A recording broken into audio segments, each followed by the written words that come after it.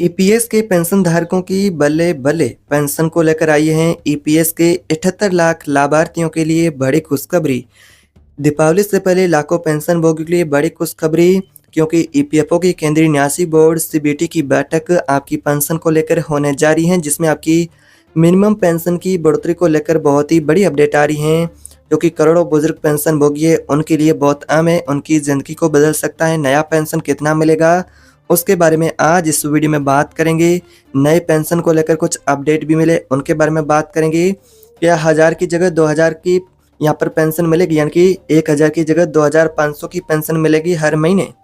क्या सरकार 11 साल बाद पेंशन में बड़ा इजाफा करने जा रही है, और क्या ऐसा होता है तो कब से मिलेगा ईपीएस के पेंशन धारकों को नया पेंशन, कौन कौन से पेंशन भोगी होंगे पात्र, कितनी बढ़ेगी आपकी पेंशन, पूरी जानकारी, पूरे सबूत और आने वाले बदलाव की असली यहाँ पर हकीकत क्या है इस वीडियो में आपको विस्तार से बताएंगे। अगर आप एक पेंशन भोगी हैं, ईपीएस पेंशन लेते हैं, तो ये अपडेट आपके लिए बहुत महत्वपूर्ण है। सारी जानकारी बताएंगे, वीडियो ध्यान से देखना है। क्यों बढ़ सकती हैं पेंशन? तो पेंशन धारकों कर्मचारी भविष्य निधि संगठन यानी कि ईपीएफओ, जो देश के करोड़ों कर्मचारियों की रिटायरमेंट का सहारा है, वह इन दिनों में चर्चा में है क्योंकि दीपावली से पहले 10 और 11 अक्टूबर को बेंगलुरु में सीबीटी की एक अहम बैठक होने जा रही है पेंशन के प्रस्ताव को लेकर और ईपीएफओ के नए अपडेटों को लेकर। वही बोर्ड है जो आप ईपीएफओ की यहाँ पर नीतियाँ और निवेश पेंशन की राशि तय करता है, जो कि सीबीटी ईपीएफओ बोर्ड।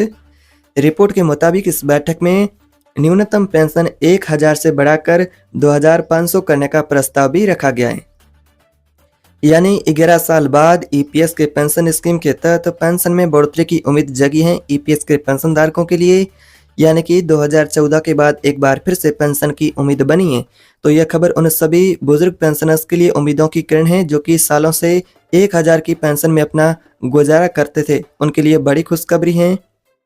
आपको जानकर हैरानी होगी कि आखिर बार 2014 में, यानी कि 11 साल पहले, सरकार ने ईपीएस के तहत न्यूनतम पेंशन 1000 तय की थी। तब से आज तक महंगाई दुगना तिगुना यहाँ पर चौगुना तक हो चुकी है, लेकिन वही पेंशन की राशि 1000 ही जैसे कि तैसी बनी हुई है। इसलिए देश भर की कर्मचारी यूनियन और पेंशनर संघ लगातार ये मांग कर रहे हैं कि कम से कम 7500 प्रति माह की पेंशन की जाए, क्योंकि 1000 की पेंशन में आज एक परिवार का एक हफ्ते का भी राशन मुश्किल से आता है। हालांकि सूत्रों के अनुसार सरकार फिलहाल 7500 नहीं, लेकिन 2500 तक की पेंशन की बढ़ोतरी पर विचार कर रही है। जानकारी सामने आ रही है कि आपकी पेंशन को लेकर विचार हो रहा है, जिसमें 2500 की पेंशन को लेकर अपडेट है। ये मौजूदा पेंशन 2.5 गुना ज़्यादा होगा, जो कि बुजुर्गों के लिए एक त्योहारों जैसा तोहफा साबित होगा, क्योंकि एक दीपावली का त्यौहार और ऊपर से पेंशन बढ़ोतरी की सौगात पेंशन भोगियों के लिए ये दीपावली एक अहम दीपावली होगी। तो ईपीएस पेंशन कैसे तय होती हैं, अब बात करते हैं पेंशन के बारे में। ईपीएफओ आखिरकार पेंशन तय कैसे करते हैं, ऐसे कुछ पेंशन भोगी ये भी सवाल पूछते हैं। तो इसके लिए खासकर एक फॉर्मूला होता है, पेंशन बराबर पेंशनेबल सैलरी गुणा पेंशनेबल सर्विस और भाग से अंतर से दिया जाता है। इसे आसान भाषा में समझिए कि पेंशनेबल सैलरी आपका मतलब 60 महीनों की औसत basic salary plus DA. EPFO की सीमा अभी वर्तमान में 15,000 प्रति माह तक मानी जाती है, और आपका कम से कम 10 साल का सर्विस होना बहुत जरूरी है। तो यहाँ पर एक उदाहरण के जरिए समझते हैं कि अगर किसी कर्मचारी ने 35 साल तक की नौकरी की है और उसकी औसत सैलरी 15,000 है, तो उसे लगभग 7500 महीना पेंशन मिल सकती है। जो कि बात करें तो न्यूनतम पेंशन के जो लोग कैटेगरी में आते हैं उन्हें सिर्फ 1000 महीना पेंशन मिलेगी। अधिकतम पेंशन की बात करें तो 7500 मिलती हैं। अब न्यूनतम पेंशन आपको जो 1000 की मिलती हैं, उसे बढ़ा करके 2500 करने की बात और चर्चाओं का दौर एक बार फिर से तेज है। यानी बात करें पेंशन की राशि को, तो हर महीना 1500 की जो पेंशन 1000 की मिलती हैं, वो सीधी अब बढ़ोतरी के बाद सालाना बात करें तो आपकी पेंशन 2500 तक की जो अभी वर्तमान में मिल सकती हैं संभावनाएं, कुल मिलाकर के 18,000 का अतिरिक्त आपको फायदा मिलेगा। तो ये पेंशन भोगियों के लिए बहुत ही महत्वपूर्ण है। अब बात करते हैं कौन कौन से पेंशन भोगी इसके लिए यहाँ पर एलिजिबल है, पात्र कौन कौन से पेंशन भोगी हैं, इसकी शर्तें क्या हैं। ईपीएस पेंशन पाने के लिए कुछ खास शर्तें भी हैं। सदस्य की उम्र कम से कम 58 वर्ष या उससे अधिक होनी चाहिए। उनके पास 10 साल की निरंतर सेवा अवधि होनी चाहिए, यानी कि कम से कम उनको 10 साल की नौकरी करना अनिवार्य है। ईपीएफओ खाते से नियमित योगदान भी हुआ हो, तभी आप पेंशन के लिए एलिजिबल होते हैं।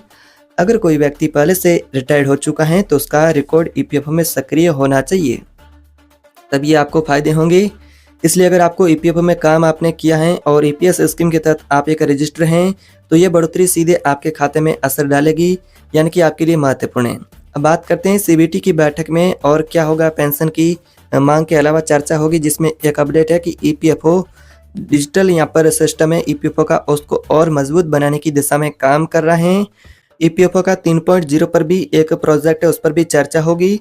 इस प्रोजेक्ट के तहत ईपीएफओ को पूरी तरह से पेपरलेस और डिजिटल बनाया जाएगा, यानी कि डिजिटल प्रोसेस को लेकर भी चर्चा होगी।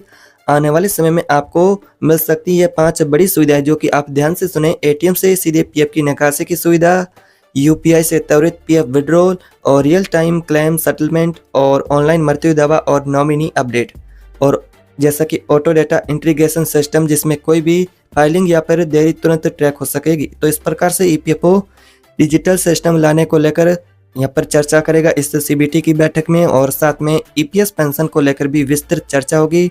इस बड़े प्रोजेक्ट की टेक्नोलॉजी ट्रांसफॉर्मेशन बात करें, इस बड़े प्रोजेक्ट में बड़ी कंपनियां हैं जो कि आईटी कंपनियां भी यहाँ पर काम करेगी। हालांकि तकनीकी चुनौतियों के कारण ये प्रोजेक्ट अगले साल की शुरुआत में लागू होने की संभावना है। इसको लेकर फिलहाल यहाँ पर काम किया जा रहा है।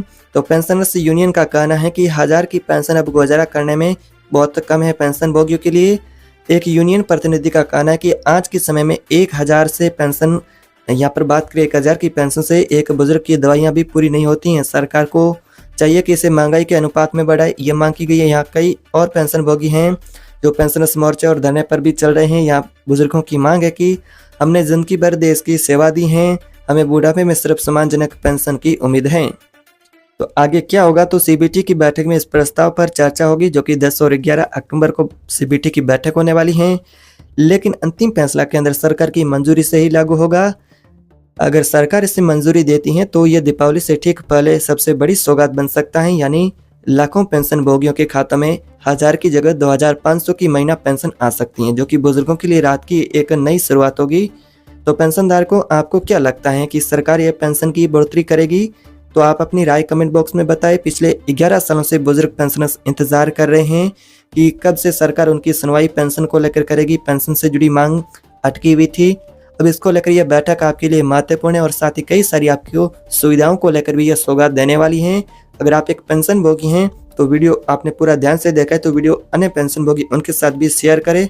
और अब जब दीपावली की रोशनी आपके पास है, तो शायद ये त्योहारों उनके जीवन में एक सचमुच उजाला लेकर के आएगा।